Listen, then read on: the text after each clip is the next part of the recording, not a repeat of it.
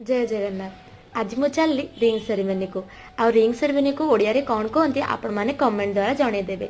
तो एठी आम ग्रुप मंडप पाखक जावाक बाहरी पड़ता। आ ये हेले मोर से सुंदर ब्राइड बंधु केमती लगुच कहे आउ कंग्रेचुलेसन भी कमेंट मध्यम जनईदेवे। तापरे बर आसबार वेट करूँ आम से भितर आमको स्नैक्स भी मिल जाता खावा को। आठी खाऊ खाऊ मु चिंता करी गोटे झील स्टेप बाय स्टेप परीक्षा भली होता है ना, जमती कि आम 10th पर 12th एग्जाम दो सेमती किसी ही होता है। एंगेजमेंट पर बाहागर आ बाहागर पर तार गोटे नुआ जीवन आरंभ हुए, नुआ परिवार मिले। से तो झील को दुहिता बोली कहती कहीं से दुई कूलर हित पर चिंता करे। आठी मुझे देखुली जे मो बंधुंकर आखि बारंबार छल छल हो जाऊला।